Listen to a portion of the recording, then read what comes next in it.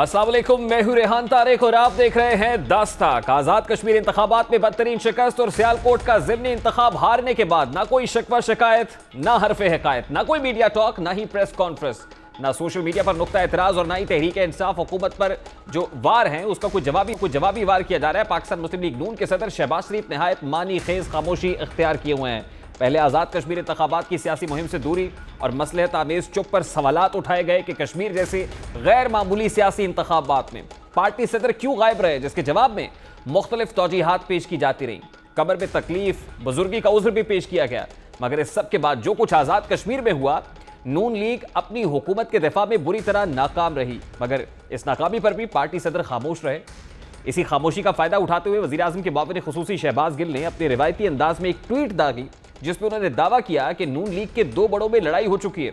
शहबाज गिल के इस दावे के मुताबिक 26 जुलाई की शब नून लीग की जूम पर एक मीटिंग हुई जिसमें नवाज शरीफ, शहबाज शरीफ, हमजा शहबाज और मरियम नवाज शरीफ शरीक हुई। मरियम नवाज ने इंतखाबात में नाकामी की तमाम जिम्मेदारी शहबाज शरीफ पर डाल दी कि उन्होंने कश्मीर में कुछ नहीं किया। शहबाज शरीफ ने कहा कि इस बयानिए पर कश्मीर क्या पंजाब से भी आइंदा कोई सीट नहीं मिलेगी, जिसके बाद नवाज शरीफ गुस्से से मीटिंग छोड़कर चले गए।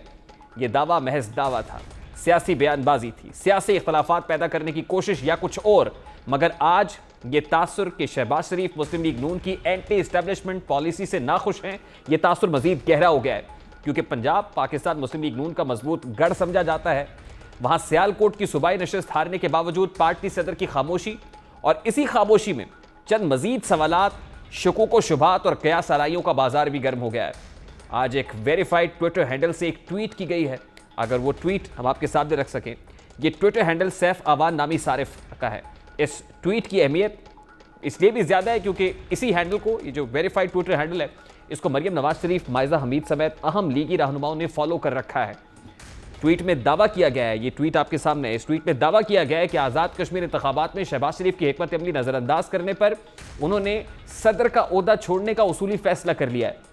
अब शहबाज शरीफ के बाद शाहिद खाकान अब्बासी पार्टी के कायम मकाम सदर होंगे, लेकिन हमजा शहबाज शरीफ के रोकने पर फिलहाल शहबाज शरीफ इस्तीफा देने के मामले पर खामोश हो गए हैं। ट्विटर हैंडल के मुताबिक हमजा शहबाज ने शहबाज शरीफ को मामला मियां नवाज शरीफ के सामने उठाने की यकीन दहानी कराई है, जिसके बाद मरियम नवाज अब कम से कम 1 साल या 8 माह तक खामोश रहेंगी, सियासी करंतना में चली जाएंगी। सवाल यह है कि मुस्लिम लीग में इख्तलाफात की खबरें कहां से आ रही हैं? क्या वजीर शेख रशीद अहमद के दावे हकीकत का रूप धार रहे हैं? शेख रशीद अहमद साहब माजी में क्या दावे करते रहे हैं नून लीग में इख्तलाफात से मुतालिक, जरा उसकी एक झलक आपके सामने रखता है। तो मैं ऐलान कर रहा हूँ कि नून लीग से शहबाज लीग यानी शीन लीग इंशाअल्लाह अलग होगी और अपना अलग ग्रुप बनाएगी। इंशाअल्लाह ताला शीन निकले ही निकले, शीन का निकलना तय है। शहबाज शरीफ और मरियम नवाज, मैं 2 साल कहता था, आप मीडिया मेरा मजाक उड़ाते थे, वो बहुत दूर जा चुके हैं। शमाल है, एक जनूब है। जब मैं कहता था नून से शीन निकलेगी तो आप लोग मेरा मजाक उड़ाते थे। आपको किस तरह यकीन दिलाऊं कि दोनों में बहुत बड़ा खला है, बहुत बड़ा गैप आ गया और दोनों की सियासत डिफरेंट है। सवाल यह है कि क्या मुस्लिम लीग नून में बयानिए की जंग है? क्या इदारों पर तनकीद का खमियाजा नून लीग को भुगतना पड़ रहा है? क्या शहबाज शरीफ का बयानिया वोट को इज्जत दो के बयानिए पर हावी हो सकता है? इन्हीं सवालात का जवाब मरियम नवाज मुतअद्दिद बार दे चुकी हैं। मरियम नवाज साहिबा इस बयानिए से मुताल्लिक क्या कहती हैं, जरा उसकी एक झलक भी आपको दिखाते हैं। मियां साहब ने उनको पूरा मौका दिया कि हो सकता है कि ये भी डेमोक्रेसी है ना कि अगर कोई समझता है कि वो शायद और कोई तरीका बेहतर हो सकता है तो उसको भी आजमा लिया जाए। लेकिन फिर आखिर में तो जो एक पूरा स्टांस था उस पर भी शहबाज शरीफ साहब ने दिल से उसके ऊपर लब्बैक कहा और आज इसीलिए क्योंकि वो डिलीवर नहीं कर सके वो चीज़ें जो उनसे तवक्कुआत लोग कर रहे थे। अब शहबाज शरीफ साहब को पहले भी नून लीग की जानिब से मौका दिया गया। मरियम नवाज शरीफ और ख़ुद नवाज शरीफ 6 माह तक खामोश रहे, लेकिन इसके बावजूद नून लीग के लिए कोई अच्छी खबर नहीं आई, जिसके बाद मरियम नवाज ने मज़ाहमती बयानिए को जारी रखने का ऐलान किया।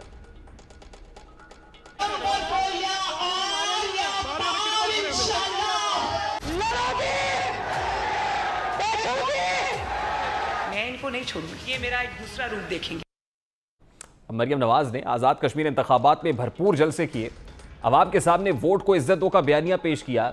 आज़ाद कश्मीर इंतखाबात में मुबैना धांधली के खिलाफ धुआंधार प्रेस कॉन्फ्रेंस की गई, धरनों का ऐलान किया गया, मगर ताहाल नून लीग की हिकमत अमली वाजे नहीं है। इस हवाले से क्या हिकमत अमली दिखाई देती है, खासतौर पर कश्मीरी इलेक्शंस के अंदर क्या हिकमत अमली मरियम नवाज साहब की तरफ से पेश की गई, जरा उसकी एक झलक भी आपको दिखाते हैं। अदा साहब, मैं आपके सामने अपने कश्मीरी बहन भाइयों से कहती हूँ कि अगर मुस्लिम लीग नून का इलेक्शन चोरी करने की कोशिश की तो आप अगर बैठेंगे शायरा दस्तूर पे तो मरियम नवाज आपके साथ बैठेगी। और अगर किसी इलेक्शन चोर ने, किसी सिलेक्शन ने तुमसे आजाद कश्मीर का इलेक्शन चोरी करने की कोशिश की तो क्या रास्ते में सीसा पिलाई हुई दीवार बन जाओगे? क्या दस्का के अवाम की तरह इनको गर्दनों से पकड़ोगे? सवाल तो अब यह भी है कि क्या मुस्लिम लीग नून को मज़ाहमती बयानिया ने फायदा पहुंचाया है? क्या एंटी इस्टेब्लिशमेंट बयानिया अवामी पजीराई हासिल कर रहा है या अक़वाम मकबूलियत खो रहे हैं? नून लीग के एंटी इस्टेब्लिशमेंट बयानिए से कौन फायदा उठा सकता है? शेख रशीद अहमद और पाकिस्तान तहरीक इंसाफ के जो रहनुमा है वो इससे मुताल्लिक क्या कहते हैं, जरा वो भी आपके सामने रखता है। मेरी इस रिकॉर्डिंग को आप महफूज रख लें, इंशाअल्लाह 2023 में भी यही कहेंगे कि धांधली हुई है। जब तक ये अपनी सियासत से अपनी गैर पार्लिमानी जबान को और गैर जिम्मेदाराना जबान को नहीं निकालेंगे, इनका कोई सियासी मुस्तकबिल नहीं है पाकिस्तान में। मरियम नवाज तो इलेक्टेड लोगों के साथ मिलकर काम ही नहीं कर रही। सारी इलेक्टेड टीम PMLN की शहबाज शरीफ के साथ है। शहबाज शरीफ आपको कश्मीर इलेक्शन में भी नजर नहीं आए, शहबाज शरीफ कहीं नजर ही नहीं आ रहे। तो मैं इनको मुफ्त मशवरा दे रहा हूँ कि अपने घर को दुरुस्त करें और मरियम नवाज साहिबा 2023 की कैंपेन लीड करेंगी PMLN की तरफ से। मैं आज क्लेम कर रहा हूँ कि इंशाअल्लाह ताला 2023 में भी हमारी जीत यकीनी होगी। इसी मामले पर बात करेंगे। इस वक्त सीनियर सहाफ़ी तज्ज़ियाकार मज़हर अब्बास साहब ने हमें ज्वाइन किया है। अस्सलाम वालेकुम मज़हर अब्बास साहब, बहुत बहुत शुक्रिया आपके वक्त के लिए। मज़हर साहब, पहले आज़ाद कश्मीर इंतखाबात में शिकस्त का दाग, उसके बाद पंजाब में PP 38 के अंदर जो शिकस्त हुई है, क्या पाकिस्तान मुस्लिम लीग नून को खुद एहतसाबी की ज़रूरत है? हमने नहीं देखा कि पाकिस्तान की सियासी जमातें अगर कोई इलेक्शन हार जाए तो कोई मॉरली रिज़ाइन कर दे या फ़ौरन इजलास बुलाया जाए और जिम्मेदारी भी ली जाए, देखा भी जाए कि कहाँ नाकामियाँ हैं, कहाँ खामियाँ हैं। महज सिर्फ रिगिंग का इल्ज़ाम लगाना काफ़ी नहीं। अगर रिगिंग हुई है तो फिर उसके ठोस शवाहिद भी हों। ये सोच सर्चिंग नहीं होती है हमारे यहाँ। बदकिस्मती से चाहे वो जनरल इलेक्शन हों, चाहे लोकल बॉडीज इलेक्शन हों, बाई इलेक्शन हों, बस बड़ा आसान तरीका है कि इल्ज़ाम लगा दो कि जी रिगिंग हुई है, इलेक्शन मैनेज हुआ है। वो सारी चीज़ें होती हैं, लेकिन उसके अलावा भी बहुत सी चीज़ें होती हैं कि क्या हमने किस बयानिए के साथ जाना चाहिए था, नहीं जाना चाहिए था, क्या इसका फ़ायदा होता, ये होता, अगर ये नहीं करते तो ये नहीं करते। ये सारी चीज़ें हमने देखा है कि पाकिस्तान की सियासी जमातें, क्योंकि अंदर से जमातों के अंदर डेमोक्रेसी नहीं है, इसलिए अकाउंटेबिलिटी नहीं है।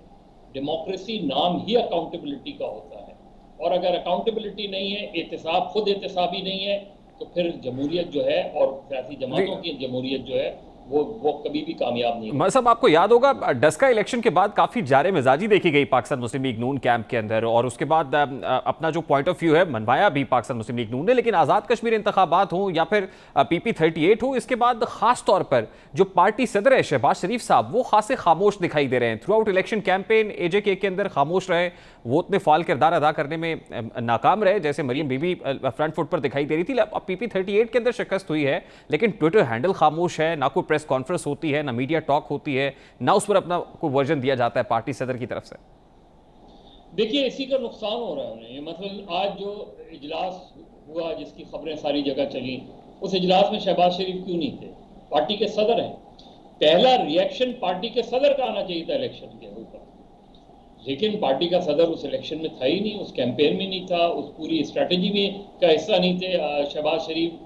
तो अगर आप प्रेसिडेंट को बिल्कुल साइडलाइन करके, या प्रेसिडेंट खुद अपने आप को साइडलाइन करके, और कैंपेन वाइस प्रेसिडेंट के हाथ में हो, वाइस प्रेसिडेंट ही सब कुछ करें, आज जो इजलास हो उसकी सदारत शाहिद खाकान अब्बासी करें, पार्टी के सेक्रेटरी जनरल करें, ये सारी बातें नून लीग को नुकसान पहुंचा रही हैं। नून लीग के सपोर्टर, नून लीग का वोटर कंफ्यूज हो रहा है, और ये कंफ्यूजन अगर बहुत अरसे तक बरकरार रही तो उसके नताइज ऐसे ही होंगे जैसे हमने सियालकोट में देखे। तो नून लीग के लिए अभी वक्त गया नहीं है। नून लीग को आज़ाद कश्मीर के इलेक्शन को, देखिए मुझे नहीं लगता आज़ाद कश्मीर के इलेक्शन में कोई बड़ी पैमाने पर कोई धांधली हुई है, मेरे पास ऐसे कोई शवाहिद नहीं है, लेकिन जो सामने चीज़ें नज़र आ रही हैं उससे नहीं अंदाज़ा होता कि वहाँ धांधली हुई है। बिल्कुल इसी तरीके से सियालकोट में भी मेरा ख्याल में खुद PMLN के अंदर भी ये मौक़िफ़ है कि शायद हम खुद इलेक्शन वो हारे हैं। मैं साहब आप अपनी बसीरत से बताइएगा कि इस खबर में किस हद तक सदाकत है। एक वेरीफाइड ट्विटर हैंडल से एक ट्वीट आज की गई और उस ट्विटर हैंडल को मरियम नवाज साहिबा खुद फॉलो करती हैं, पाकिस्तान मुस्लिम लीग नून के चंद सीनियर ज़ोमा हैं वो उसको फॉलो करते हैं, और उस पर यह कहा गया कि शहबाज शरीफ जो है वो अपनी हिकमत अमली के नज़रअंदाज होने के बायस काफ़ी दिल गिरफ्तार हैं, जिसके बाद उन्होंने सदारत का ओहदा पार्टी के अंदर छोड़ने का फैसला किया है। और फिर ये खबरें भी हैं कि कायम मकाम सदर के फ़राइज़ जो हैं वो शायद खान अब्बासी को सौंपे जा सकते हैं। How do you see this? क्या ये कोई कैंपेन का हिस्सा है या वाकई इन खबरों में कोई सदाकत भी हो सकती है? देखिए, बज़ाहिर तो स्पेकुलेशन नज़र आती है, लेकिन ऐन मुमकिन है इसमें, क्योंकि अगर शहबाज शरीफ की मफाहमत की पॉलिसी में उनको कोई बहुत अच्छा रिस्पॉन्स भी नहीं मिल रहा, मज़ाहमत की सियासत की तरफ वो जाने, वो उनका मिजाज नहीं है कि मज़ाहमती सियासत की तरफ जाएं, तो उनके पास क्या ऑप्शन रहते हैं? उनके पास ये ऑप्शन रहते हैं कि वो चाहे सेहत का बहाना करके या कोई दूसरा बहाना करके, क्योंकि वो एक पैरेलल ग्रुप नहीं बनाएंगे, इसका मुझे नहीं इम्कान लगता। तो ये तो हो सकता है कि वो खामोश हो जाएं, वो सियासत से अपने आप को किनाराकश कर लें, लेकिन ये नहीं होगा कि वो मुस्लिम लीग नवाज वो अपने भाई के खिलाफ PML शहबाज शरीफ खड़ी कर दें या PMLS खड़ी कर दें। मुझे इस चीज़ का इम्कान नहीं होता हुआ नज़र आ रहा। हाँ, वो कहेंगे कि जाएं आप मज़ाहमत करें, अगर मज़ाहमत के ज़रिए आप कोई तब्दीली ला सकते हैं तो ज़रूर लाएं, मैं आपके साथ हूँ, लेकिन मैं उसका हिस्सा नहीं रहना। इस तरह की चीज़ें होती हैं और यही स्पेकुलेशन को जो है वो इस तरह की अफवाहों को जन्म देती हैं। जब एक पार्टी का प्रेसिडेंट मिसिंग होगा इजलास में, जलसों में, तो फिर यही होगा। देखिए मर साहब, जैसे आपने कहा कि शहबाज शरीफ साहब तो मज़ाहमती सियासत को लीड करने की पोजीशन में नहीं है और ना ही वो ऐसा करेंगे, उनका अपना एक बयानिया है विद इन द पार्टी। आपको पाकिस्तान मुस्लिम लीग नून के पास क्या ऑप्शन दिखाई देती है फिर कि शहबाज शरीफ साहब के पास अगर ऑप्शंस महदूद हैं तो पाकिस्तान मुस्लिम लीग नून के पास क्या ऑप्शंस हैं कि वो कैसे फिर से रिवाइव कर सकती हैं as far as 2023 elections are concerned? नहीं, मेरा ख्याल है आप टर्मिनोलॉजी बड़ी अजीब सी यूज़ कर रहे हैं कि मुस्लिम लीग नून के पास क्या स्ट्रेटजी और शहबाज शरीफ अभी शहबाज शरीफ मुस्लिम लीग नून के ही सदर हैं। नहीं, मैं मिनहसुल मजबूरी सर पाकिस्तान मुस्लिम लीग नून की स्ट्रैटेजी की बात कर रहा हूँ ना कि अगर शहबाज शरीफ साहब जी नून लीग की स्ट्रेटजी वही है जो नवाज शरीफ की स्ट्रेटजी है। अब उसमें नून लीग अपने आप को किसी खाई में गिरा ले या नून लीग इस्लामाबाद के ऐवाने बाला में पहुंच जाए, इख्तिदार में पहुंच जाए, दोनों सूरतों में जो बयानिया है वो नवाज शरीफ का ही होगा। अब शहबाज शरीफ उस बयानिए के साथ किस हद तक चलते हैं, बज़ाहिर ये लग रहा है कि नून लीग एक बंद गली में जा रही है। बज़ाहिर लग रहा है कि नून लीग के पास ना मज़ाहमती स्ट्रैटेजी है और ना मफाहमती रिस्पॉन्स उनको मिल रहा है। तो अगर आपको मफाहमत का कोई रिस्पॉन्स भी नहीं मिल रहा और मज़ाहमत के लिए आप कोई लंबी चौड़ी तहरीक चलाने की पोजीशन में भी नहीं है, कोई गिरफ्तारियां देना, एजिटेशन, उसकी पोजीशन में भी नहीं है, तो मेरा ख्याल है मुस्लिम लीग जो है will be a loser in the longer term. Sir मेरा बड़ा सादा सा सवाल है, देखिए अब बयानिया एक ही है जो नवाज शरीफ का बयानिया है जो वोट को इज्जत दो का है या एंटी इस्टेब्लिशमेंट नैरेटिव है। अब ये जो एंटी इस्टेब्लिशमेंट नैरेटिव है क्या ये वाकई अवाम में मकबूलियत खो रहा है या फिर इसी नैरेटिव की वजह से उन्हें इंतकाबी कार्रवाई का निशाना भी बनाया जा रहा है पाकिस्तान मुस्लिम लीग नून को? नहीं, अवाम में मकबूलियत तो नहीं खो रहा, लेकिन क्लैरिटी चाहते हैं वो कि अगर आप मज़ाहमत करना चाहते हैं तो मज़ाहमत फिर मज़ाहमत होनी चाहिए। नवाज शरीफ को भी वापस आना चाहिए, करें नवाज शरीफ आके मज़ाहमत। लंदन में बैठ के तो मज़ाहमत नहीं होती। तो जो एक सोच है वो ये भी डेवलप हो रही है कि भाई, और जाहिर है ऑपोजिशन आपकी तगड़ी है, वो यही कहती है कि भाई आए, ज़रदारी साहब ने क्या गलत बात की थी कि आए आप आके लीड करें, हम आपके पीछे होंगे। ये तो नहीं हो सकता कि आप आए भी नहीं और आप मज़ाहमत की उसमें जाएं। और देखिए पीडीएम में यही हुआ, पीडीएम जब बिखर गई, सबसे बड़ा मुस्लिम लीग नून को नुकसान यही हुआ कि पीडीएम को बिखरने दिया उन्होंने, और उन्होंने लड़ाई पीपल्स पार्टी से लड़ ली। ये मेजर फ्लॉ है। बस साहब लास्टली आज बिलावल भुट्टो साहब ने कहा कि कबल अज़ वक्त इंतखाबात भी हो सकते हैं और पाकिस्तान पीपल्स पार्टी को उसके लिए तैयार रहना चाहिए। इस पोजीशन में जब पाकिस्तान तहरीक इंसाफ हुकूमत अपने इकोनॉमिक रिसेशन अगर कहें उसे, जो जिन मुश्किलात का शिकार थी उससे निकली है, अब IMF भी प्रेडिक्ट कर रहा है कि GDP जो है वो 3.9 होगी, वहाँ से भी जो है वो उसको तस्लीम किया जा रहा है। तो आपको लगता है कि ऐसे में कहीं कबल अज़ वक्त इंतखाबात की कोई सबील हो सकती है या ऐसी पोजीशन बन सकती है, या फिर हुकूमत आपको नेक्स्ट टेन्योर के अंदर भी ऑफिस रिटेन करती हुई दिखाई दे रही? रिटेन का तो मैं नहीं कर सकता, लेकिन कबल वक्त इलेक्शन मुझे नहीं नजर आते। कबल वक्त इलेक्शन मैक्सिमम ये हो सकता है कि 2022 के एंड में हो जाए, वो इमरान खान खुद करा दें या 2000, लेकिन मुझे इलेक्शन अपने टाइम पर ही नजर आते हैं। बाकी अभी आज की जो उसमें है, उसमें जाहिर है तहरीक इंसाफ अगर इमरान खान अपने 5 साल पूरे करते हैं तो वो पाकिस्तान की सियासी तारीख में रिकॉर्ड कायम करेंगे, क्योंकि इससे पहले कोई वजीर आज़म अपनी ठीक है, बहुत बहुत शुक्रिया मजहर अब्बास साहब आपके वक्त के लिए। सीनियर सहाफ़ी तज्ज़ियाकार मजहर अब्बास साहब हमारे साथ मौजूद थे। अब गिलगित बल्तिस्तान आज़ाद कश्मीर इंतखाबात में कामयाबी के बाद तहरीक इंसाफ के एतमाद में खासा इजाफा देखा जा रहा है। तहरीक इंसाफ सिंध में अपनी कामयाबी के झंडे गाड़ने के ख्वाब देख रही है। वज़ीर आज़म इमरान खान अगले माह सिंध का दौरा करेंगे। अगस्त में उनका एक दौरा स्केड्यूल्ड है। तहरीक इंसाफ ज़राए के मुताबिक वज़ीर आज़म अंदरून सिंध बड़े जलसों से खिताब भी करेंगे। इस दौरे के दौरान अहम सियासी शख्सियात भी तहरीक इंसाफ का हिस्सा बनेंगी। वज़ीर आज़म के दौरे सिंध से कबल ही पार्टी क़ियादत ने दौरे को कामयाब बनाने के लिए ग्राउंड बनाना शुरू कर दिए। 1 जुलाई को तहरीक इंसाफ में शामिल होने वाले साबिक वज़ीर आला सिंध अरबाब गुलाम रहीम को वफाकी काबीना में शामिल किया गया है। कैबिनेट डिवीजन से जारी नोटिफिकेशन के मुताबिक डॉक्टर अरबाब गुलाम रहीम को माविन खुसूसी सिंध अफेयर्स तैनात किया गया है। यानी सिंध अफेयर्स का मतलब यह है कि सिंध का महाज जो है अरबाब गुलाम रहीम साहब को सौंपा गया है कि पुराने खिलाड़ी हैं, बेहतर अंदाज में मामला को हैंडल कर सकते हैं। तहरीक इंसाफ सिंध में इक़्तिदार के ख्वाब देख रही है। पीटीआई क़यादत का दावा है कि अगले इंतखाबात में सिंध में उनकी हुकूमत होगी, 2/3 मेजॉरिटी होगी। इस हवाले से पीटीआई की जानिब से क्या क्लेम्स किए जा रहे हैं, जरा उसकी एक हल्की सी झलक आपके सामने रखता है। मैंने कहा कि अगले इलेक्शन में पूरी कोशिश होगी कि सिंध में भी पाकिस्तान तहरीक इंसाफ गवर्नमेंट बनाए। सिंध के लोग तब्दीली चाहते हैं। पिछले 12-13 सालों से जो कुछ देख रहे हैं, उर्दू में कहते हैं ना, बस हो गई है। तो इंशाल्लाह 2023 में सिंध का फैसला मुख्तलिफ हो सकता है। अब जो रह गया वो सिर्फ सिंध रह गया। इंशाल्लाह आई सिंध में भी तब्दीली आई। एक तरफ पाकिस्तान तहरीक इंसाफ सिंध में तब्दीली के ख्वाब देख रही है। अब इसको सियासी नारा कहा जाए, महज दावा कहा जाए, या इसमें कोई हकीकत है, क्योंकि दूसरी तरफ चेयरमैन पाकिस्तान पीपल्स पार्टी ने वफाक में हुकूमत बनाने का दावा कर दिया है। बिलावल भुट्टो के मुताबिक आम इंतखाबात किसी भी वक्त हो सकते हैं। पाकिस्तान पीपल्स पार्टी चेयरमैन ने तहरीक इंसाफ को मुखातिब करते हुए कहा है कि जो लोग ख्वाब देख रहे हैं कि वो कश्मीर के बाद सिंध में हुकूमत बनाएंगे, उनका मुस्तकबिल मलीर के ज़िम्नी इंतखाब जैसी शिकस्त है। बिलावल भुट्टो ने आज इस हवाले से क्या काउंटर नैरेटिव पेश किया, जरा वो भी आपके सामने रखता है। लोग जो सिंध पे हमला आवर है, ख्वाब देख रहे हैं कश्मीर के बाद वो इधर सिंध में हुकूमत कर सकेंगे। सिंध का पूरा सियासी कचरा को एक तरफ इकट्ठा करके पाकिस्तान पीपल्स पार्टी का मुकाबला करने की कोशिश कर रहे हैं। इंशाल्लाह ताला जितना भी वो इकट्ठा करे वो बार बार करते रहें, हम बार बार उनको हरवाते रहेंगे। अब पाकिस्तान तहरीक इंसाफ सिंध में कमांड डालने की कोशिश कर रही है, लेकिन इसमें कितने कामयाब होती है। 2023 का इंतखाब भी है, तमाम तर सियासी जमातें उस तरफ भी नजरें मरकूज रखे हुए हैं।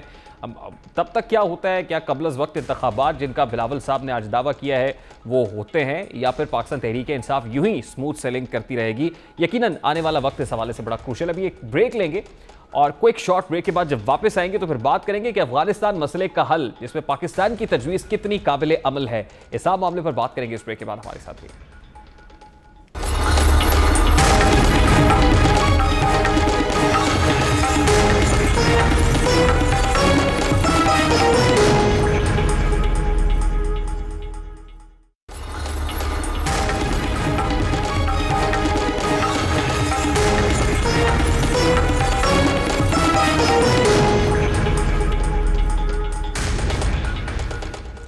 Welcome back. वज़ीर आज़म पाकिस्तान इमरान खान ने एक बार फिर तमाम खबरों, चहमगोइयों, इख्तलाफात और प्रोपेगेंडे का मौसर, मुदल्लल और दो टोक जवाब दे दिया है।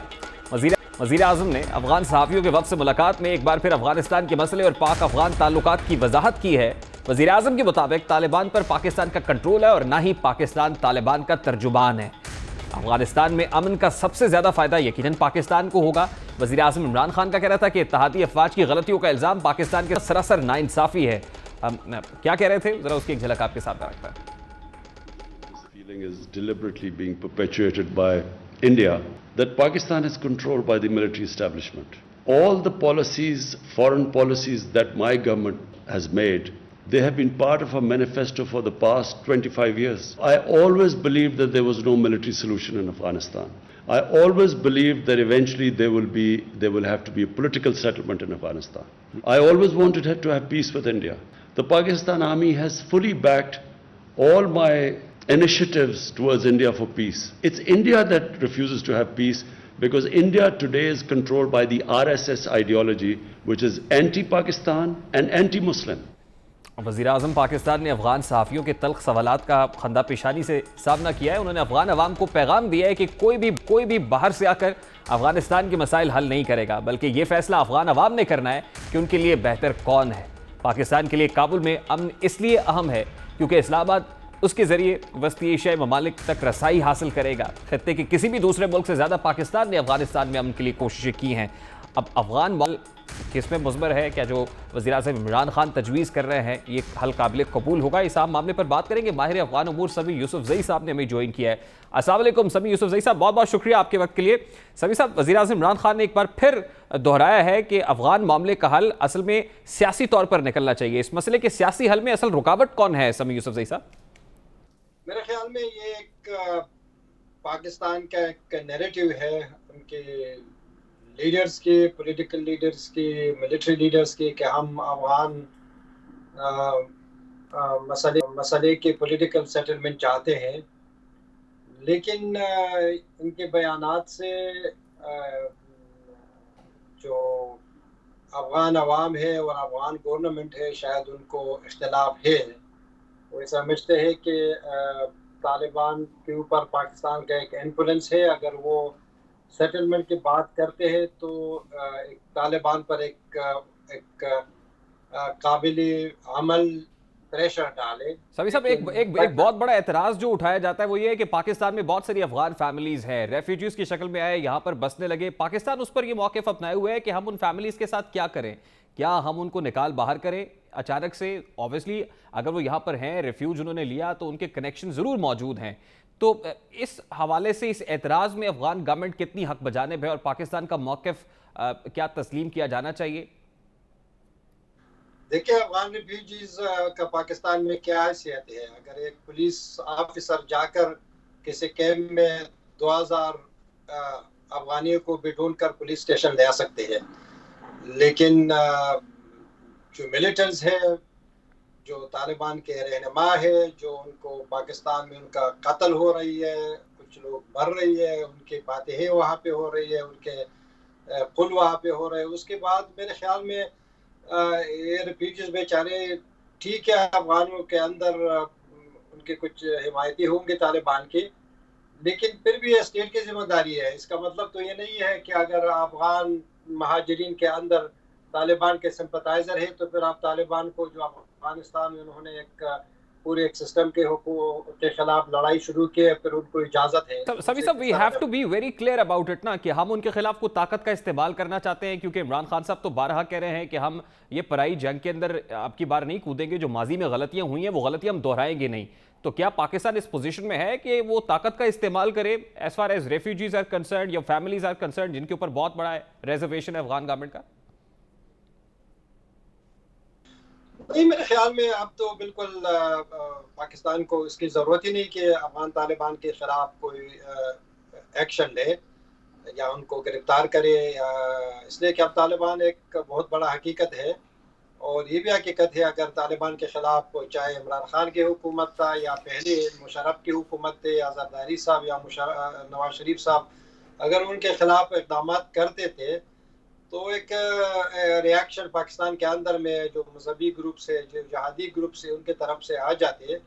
अब देख रहे हैं ना कि टीटीपी भी एक तालिबान के हिमायत में एक ग्रुप बना अफगानिस्तान तालिबान के लिए। देखिए सभी यूसुफ़ज़ई साहब, मेरा बड़ा सादा सा सवाल है, अगर वज़ीर-ए-आज़म इमरान खान साहब इस मामले का सियासी रिजॉल्व चाहते हैं तो दूसरी तरफ तालिबान भी यही दिखाई दे रहा है कि वो पेशरफ्त तो कर रहे हैं, उनकी पेशकदमी जारी है, लेकिन वो मुज़ाकरात के तमाम दरवाजे ओपन रखे हुए हैं। वो हमें चीन में भी दिखाई दे रहे हैं, वो ताशकंद में भी दिखाई देते हैं, वो हमें दोहा के अंदर भी दिखाई देते हैं। वो खुद ये चाहते हैं कि इस मामले में जो है मुज़ाकरात के ज़रिए से इसको हल किया जाए। तो फिर जो अफ़गान इस वक्त तालिबान कर रहे हैं, तालिबान को कौन गाइड कर रहा है? क्या वाकई वो चेंज्ड हैं, जैसे शेख रशीद साहब ने, दीगर ज़ोमा ने कहा कि तालिबान अब पहले जैसे नहीं है, वो चेंज्ड है? तो किसी की इंस्ट्रक्शंस पे ये कर रहे हैं, कोई गाइड कर रहा है उनको? किसका असर इस वक्त ज़्यादा है? मेरे ख्याल में किसी के भी असर रसूख तालिबान के ऊपर नहीं है। तालिबान अभी भी वही माइंड है, वही माइंड सेट है जो पहले था। अभी भी आप देख रहे हैं कि जिस इलाकों में उन्होंने कब्जा किया है, वहाँ से उन्होंने जो वहाँ से जो जो जो जो वो वीडियोस आ रही है, लोगों को मार रही है, ख़वातीन पर तशद्दुद कर रही है, एक कॉमेडियन को कंदहार में बुरी तरह से बेदर्दी से मारा, और अभी जो नया वीडियो आया है एक नौजवान को संसार कर रही है।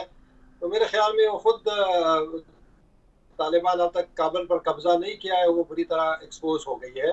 दूसरी तरफ मैं नहीं समझता कि तालिबान कभी भी संजीदा मुज़ाकरात के लिए आमादा थे। अशरफ गनी और अमेरिका ने तो काफ़ी कोशिश की है। वो अशरफ गनी साहब ने तो ये भी कह दिया कि वो अपने प्रेसिडेंशियल जो टर्म है उनको कट कर रही है, वो तैयार है। यूसुफ ज़ई साहब, देखिए इस वक्त जो तालिबान की पोजीशन है वो शायद आज से 2-3 माह पहले, 4 माह पहले नहीं थी, जिस वक्त कम से कम अमेरिकन ट्रूप्स अफगानिस्तान के अंदर मौजूद थी। और यही नैरेटिव है पाकिस्तान गवर्नमेंट का भी कि उस वक्त शायद हम इस पोजीशन में थे कि तालिबान को समझाया जा सकता, उनके साथ मुज़ाकरात हो सकते और शायद उन कंडीशंस पर हो सकते जो बहुत सारे स्टेक होल्डर्स चाह रहे थे। लेकिन अभी तो वो इस पोजीशन में यकीनन नहीं होंगे जब वो 90% इलाके पर कब्जा कर चुके हैं कि हम उनको अपनी कंडीशंस के ऊपर, या अफगान गवर्नमेंट जिन कंडीशंस पर चाहती है कि तालिबान को सरेंडर कराया जाए वो कर सकें। तो फिर अब आप क्या इस मामले का हल देख रहे हैं? क्या फाइनली काबुल पर जो है वो झंडा लहरा देंगे तालिबान और उसके बाद पूरा इलाका कंट्रोल में आ जाएगा? What after that? मेरे ख्याल में अब तालिबान आगे बढ़ेंगे और मुझे लगता नहीं है कि कोई रुकने वाले होंगे तालिबान को।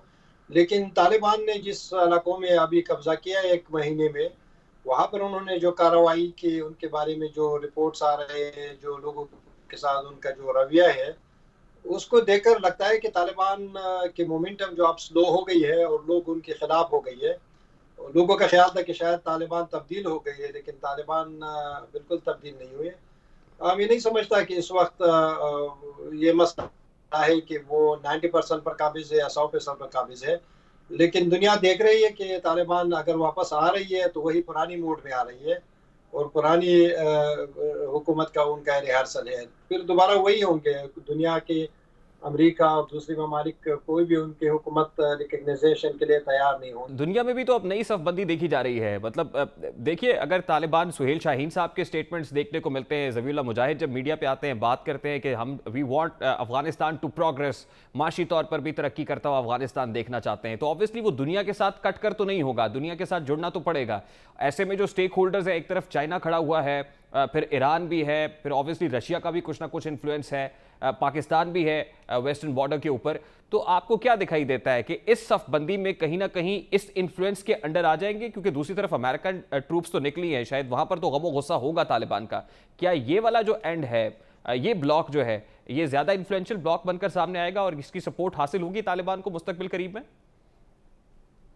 नहीं, मुझे लगता नहीं है इवन के वो तालिबान पाकिस्तान की बात नहीं मानते। टीटीपी वहाँ से ऑपरेट भी हो रही है और अमेरिकन मीडिया को इंटरव्यूज भी दे रहे हैं। परसों जो मुलाकात हुआ था तालिबान और चाइना के दरमियान, वहाँ पर भी ये खबरें आ रही है। हमारी जो सोर्स है वो यही कह रही है कि तालिबान ने चाइना को भी कह दिया कि आप और मुस्लिम के साथ बुरी रवाबित न रखें। फिर चाइना ने तकरीबन 13 मरतबा ईस्ट तुर्किस्तान इस्लामिक मूवमेंट का नाम इस्तेमाल किया कि ये लोग अब भी आपके शुमाली अफगानिस्तान में आप लोगों के तालिबानों के सफ़ों में मौजूद है। लेकिन मुल्ला बिरादर ने एक मरतबा भी ईस्ट इस्लामिक मूवमेंट का नाम नहीं लिया। वो बस यही कह रहे थे कि हम किसी को इजाज़त नहीं देंगे। अब मसला ये है कि तालिबान का ख्याल ये है कि हम चूँकि एक इस्लामी हुकूमत बना रही है, दुनिया हमारी खदखाल को माने। हम दुनिया के खदखाल को नहीं मानते।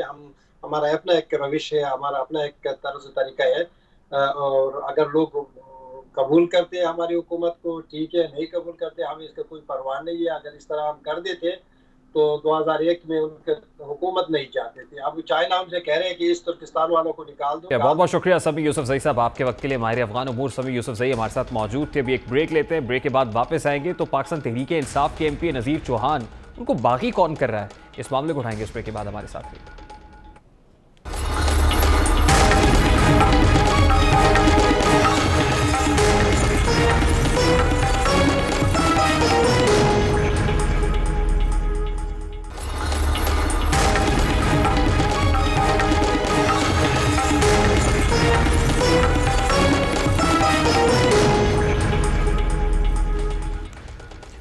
Welcome back. आसमान से गिरा खजूर में अटका के मज़दाक पाकिस्तान तहरीक इंसाफ के रुकन पंजाब असम्बली नज़ीर चौहान की मुश्किलात हैं कि खत्म होने का नाम नहीं ले रही हैं। एक मुकदमे में जमानत हुई, रोबकार जेल में पहुंची तो दूसरे मुकदमे में धर लिया गया है। दूसरे मुकदमे पर कार्रवाई का आगाज हुआ ही नहीं था कि नज़ीर चौहान के खिलाफ आज एक और मुकदमा दर्ज कर लिया गया है। MP नज़ीर चौहान के खिलाफ थाना ग्रीन टाउन में SHO सगीर अहमद की मुद्दत में मुकदमे का इंदराज हुआ है। नज़ीर चौहान के खिलाफ दर्ज मुकदमे में कार्य सरकार में मुदाखलत और जान से मारने की धमकियों समेत दीगर दफात शामिल की गई हैं। मुकदमे के मतन में कहा गया है कि आज़ाद कश्मीर इलेक्शन के दिन नज़ीर चौहान अपने कोऑर्डिनेटर और 25 नामालूम अफराद के साथ पोलिंग स्टेशन आए और MP नज़ीर चौहान ने SHO से बदतमीजी की। FIR के मतन में यह भी कहा गया है कि नज़ीर चौहान ने पोलिंग स्टेशन के अंदर ज़बरदस्ती जाने की कोशिश की। पुलिस के रोकने पर नज़ीर चौहान ने जान से मारने की धमकियां दी। नज़ीर चौहान के खिलाफ 3 मुकदमात के इंदराज पर जहांगीर खान तरीन भी खासे सीखपा दिखाई दे रहे हैं। जहांगीर तरीन का कहना है कि मेरा कोई ग्रुप नहीं है, मेरे खिलाफ प्रोपेगेंडा किया गया है। नज़ीर चौहान को हुकूमत खुद बागी कर रही है। उनका मजीद कहना था कि नज़ीर चौहान की गिरफ्तारी से तशवीश बढ़ रही है। मैं पार्टी के साथ मुखलिस होकर चला लेकिन मुझे भी टारगेट किया गया। अब एक जानिब नज़ीर चौहान के खिलाफ एक मुकदमे के बाद दूसरा मुकदमा दर्ज हो रहा है, जबकि दूसरी जानिब प्रोडक्शन ऑर्डर्स जारी ना होने के वजह से आज पंजाब असम्बली के अंदर भी खासी गर्मा गर्मी देखी गई है। स्पीकर पंजाब असम्बली परवेज इलाही ने शदीद बरहमी का इजहार करते हुए कहा कि अभी तक नज़ीर चौहान को पेश क्यों नहीं किया गया। ये इस्तफसार किया गया स्पीकर पंजाब असम्बली की तरफ से। क्या ये पार्लियामेंट के साथ लड़ाई चाहते हैं? हमने मेंबरान के इस्तेहकाक का बिल मुश्तरका तौर पर पास किया है, जिसमें लिखा है कि जो मेंबर उसका इस्तेहकाक है, जो मजरू करेगा, जो उसके राइट को मजरू करेगा, उसे सजा मिलेगी। परवेज इलाही ने कहा कि इन ब्यूरोक्रेट्स की क्या हैसियत है, हम ये बिल ख़त्म नहीं होने देंगे। ये जंगल नहीं, ना किसी को टार्ज़न बनने देंगे। जब तक नज़ीर चौहान को प्रोडक्शन ऑर्डर पर नहीं लाएंगे, रोज़ इजलास होगा, रोज़ नज़ीर चौहान पर बात होगी। हुकूमत को कोई कानून नहीं बनाने देंगे। हुकूमत का ये रवैया काबिल अफसोस है। अब जुमे को दोपहर 2 बजे के बाद इजलास होगा और सिर्फ नज़ीर चौहान पर बात होगी। पंजाब असम्बली और उसके अरकान को मजाक ना समझा जाए। नज़ीर चौहान की गिरफ्तारी, उनको पंजाब असम्बली में आने और एक के बाद एक मुकदमा दर्ज होने पर जहांगीर तरीन ग्रुप में शदीद तहफ़्फ़ुज़ात पाए जा रहे हैं। ग्रुप का कहना है कि काबीना अरकान पार्टी तोड़ने में मसरूफ़ हैं। इन तहफ़्फ़ुज़ात और इल्ज़ामात में किस हद तक सदाकत है, इन इक़दामात के नताइज क्या निकलेंगे, क्या ब्यूरोक्रेसी वफाकी हुकूमत के इशारों पर चल रही है। नज़ीर चौहान की गिरफ्तारी से PTI को क्या नुकसान होगा, क्योंकि तहफ़्फ़ुज़ात का इजहार भी किया जा रहा है कि नज़ीर चौहान अभी पहली कड़ी है, उसके बाद जो दीगर मेंबरान हैं जहांगीर तरीन ग्रुप के, उनके खिलाफ कार्रवाई होगी। यकीनन आइंदा आने वाले दिन पंजाब के लिए इंतहाई अहम है। अभी एक ब्रेक लेंगे, ब्रेक के बाद जब वापस आएंगे तो फिर बात करेंगे कि कोरोना की चौथी लहर में क्या पाबंदियां बर्दाश्त करना पड़ सकती हैं। NCOC का हम इजलास हुआ है, इजलास के बाद असद उमर साहब ने डॉक्टर हसन सुल्तान क्या कह रहे थे, जरा उसके खुलासा आपके सामने रखेंगे इस ब्रेक के बाद हमारे साथ।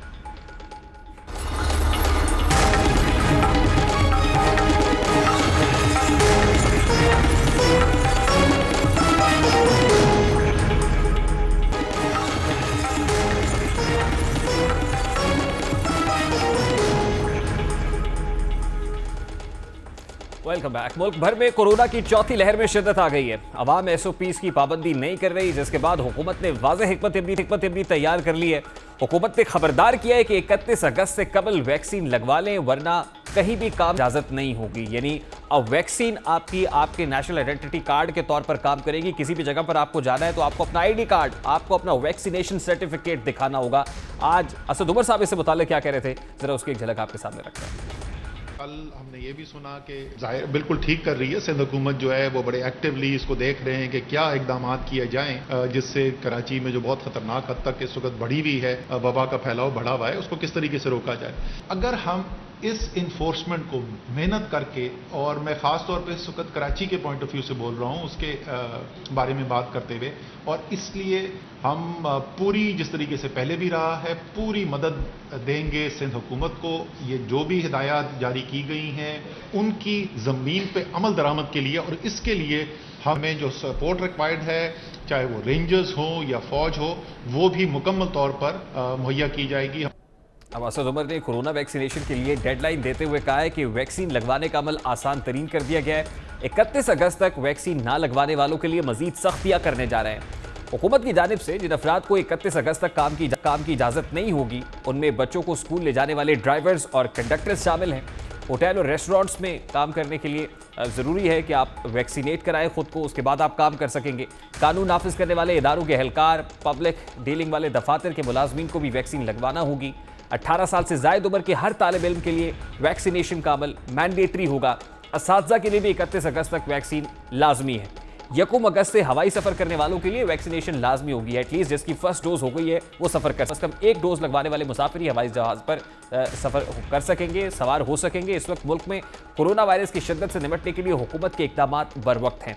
अब अवामुन नास का यकीनन फ़र्ज़ है कि वो अपनी पूरी जिम्मेदारी के साथ अपने कौमी फरीज़ा समझते हुए खुद को वैक्सीनेट कराएं ताकि इस वायरस से जान छुड़ाई जा सके।